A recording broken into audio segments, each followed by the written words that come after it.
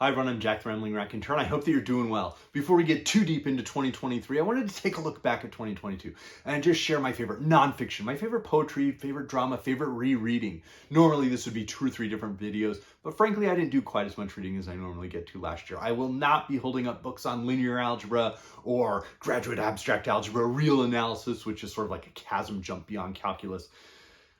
That wasn't my favorite nonfiction that I read last year, but I did spend a lot of time working with it. However, the nonfiction that I did get to read was absolutely amazing, so let's start there.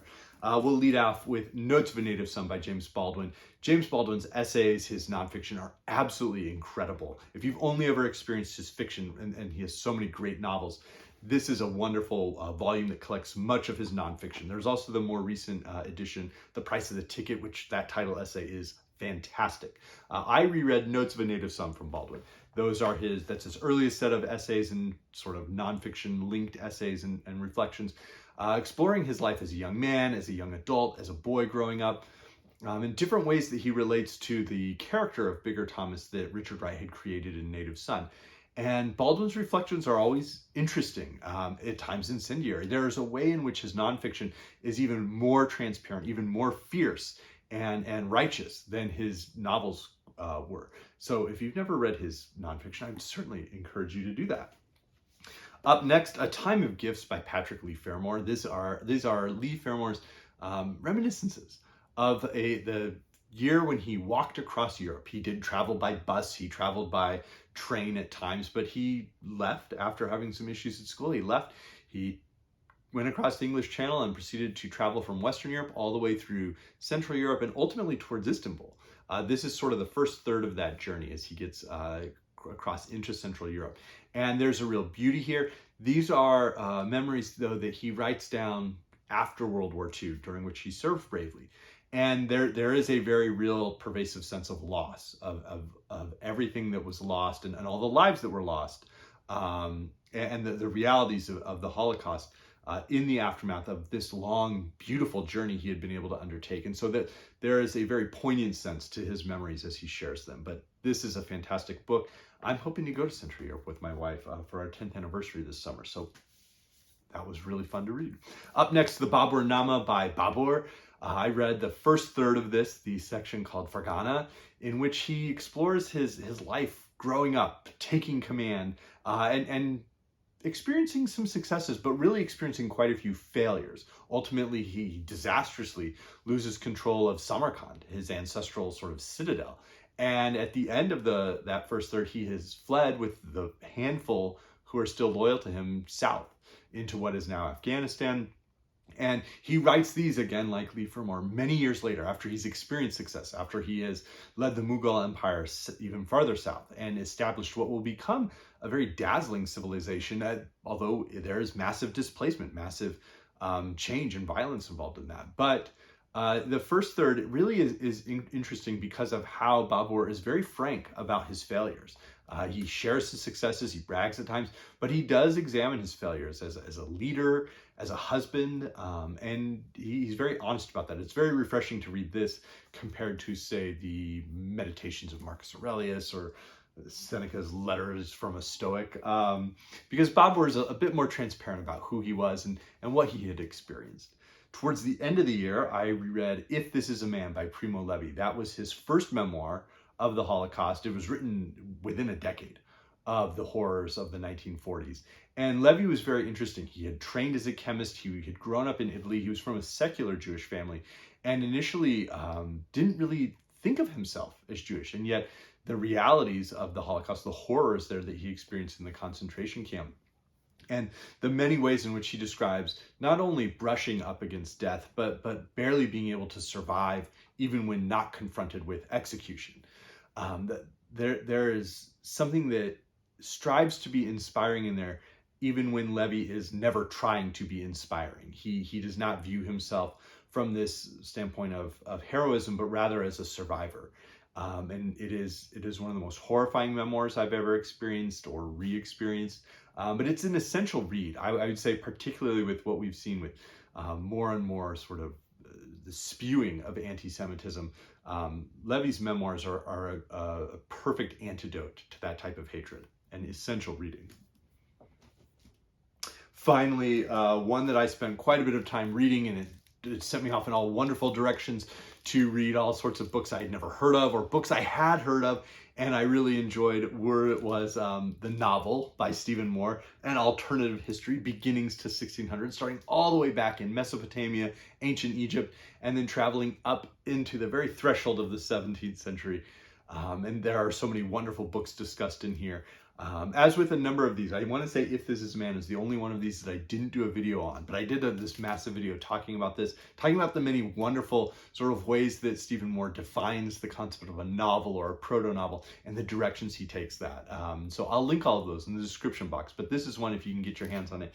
It could certainly open you to some wonderful new windows into reading. Now, in terms of my favorite drama, I only have one of the plays with me, but I did really enjoy rereading Ruined by Lynn Nottage earlier, I want to say sort of the summer, late fall, and that was a Pulitzer Prize winning play. It's set in the Democratic Republic of the Congo, and it's one of the best plays, I think, of the 21st century, the way that she can sort of take authentic individual moments and use that to explore a wider question around the threads that connect people together in society. I did enjoy rereading the Three Sisters by Chekhov, but I really enjoyed getting into Marat Sade by Peter Weiss as well. This was quite interesting, and I'll link those videos in the description box below. In terms of my favorite poetry that I read, probably towards the top would be the Penguin Book of Haiku. This was a real delight to discover the many different ways that the haiku has shifted across time and across the years, and to see both how beautiful and poetic it could be and how silly it could be, how earthy and very frank it could be about human experiences, about human sexuality. This was a really great volume.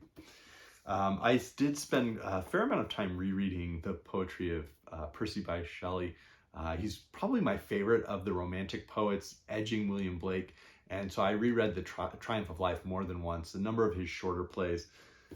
And then I was starting to work in the African American poetry volume that the Library of America published recently, and there's just so much here. I find myself dipping into different time periods, spending time with a poet, wanting to read, other works by that poet, because there's writers like Claude McKay in here, and then ultimately circling back. So this is this wonderful book that's going to be just in the orbit of my reading for probably the rest of my life, frankly. And so this is a wonderful volume if you've never explored it. Now, in terms of my favorite novels that I reread,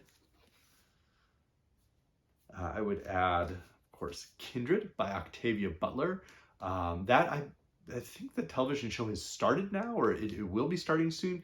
But that is a very powerful science fiction novel. It's a very powerful horror novel in many ways. And it's an absolute masterpiece in my mind. I'll probably read Fledgling this year. Later on in the year, I reread Maru by Bessie Head, who had grown up in South Africa, experienced the viciousness of apartheid there, and ultimately emigrated to Botswana, where she wrote really all of her fiction and nonfiction. This is probably my second favorite of her novels, but I'll probably reread A Question of Power this year. This is a fantastic book, and really many of her writings are fantastic if you've never experienced any of her works before. It was great fun to reread I Am Legend by Richard Matheson, one of the finest horror novels of all time. Certainly one of the finest vampire novels of all time, but just an incredible work, an incredibly effective work. Matheson taps into the existential dread of the atomic age perfectly. And finally, the rereads that were part of sort of buddy reads, the Saga of the Volsungs. This is a bizarre and dark and furious and energetic work. I really enjoyed rereading it. This translation from AS Byatt was superior to the previous translation I'd read. I read this with Brian over at Bookish, and I think he enjoyed it too. I had a great time rereading this book. There's Stalking Horse for Attila the Hun. There's Siegfried, who's sort of the Hermann who defeated the Romans centuries earlier, before Attila, in the Teutoburger Wald. And yet it's come down through oral tradition and then wrapped up together into this masterful saga, proto-novel. There's Brynhild. This is just a wonderful, wonderful book. And then finally, Possession. I was fortunate enough to sort of have discussions with a couple of different folks about this. I reread this. This is one of my favorite novels. I reread this with Shelley Swearingen and Fraser Simons. I don't think either of them enjoyed it particularly, but I really enjoyed getting back into it. The poetry, the postmodernism, the different ways that the mystery and the romance are all wrapped up. And it's important to note that it is possession a romance. It is firmly romantic, and it is also a romance in terms of sort of the early modern and medieval sense of what a romance was. So it was great fun to reread that. And then Noah over at Everyone Who Reads It Must Converse, he was reading it for the first time. And so he and I were talking about it, and I think he enjoyed it quite a bit more. So this would have been my favorite book to reread as well. And then finally, two that I mentioned in the last favorites, but they sort of correlate here. Vicent Ramin by Fakhreddin Gorgani is a poem. It is a proto-novel that is in poetic form. Very similar to, is Evgeny Onegin by Alexander Pushkin. Is that a long poem, or is it a novel, or is it a poetic novel? Vicent Ramin is very much the same way. So if I was thinking of my favorite poetry, this would be at the top. Additionally, Memory of Fire Genesis by Eduardo Galeano is close to a novel. It is fictionalized, but it is just absolutely very thoroughly sourced from primary and secondary sources. And so there are ways in which it was some of the most rewarding nonfiction was stimulated from reading this and checking those sources or seeing the direct quotes that Galeano had lifted from those primary sources. And so this sort of was very close to being my favorite nonfiction as well. So I wanted to give it another shout out. But anyways, I hope everybody's doing well. Hopefully there'll be quite a bit more nonfiction as we head into 2023. And I hope everyone's year is off to a good start. Thank you.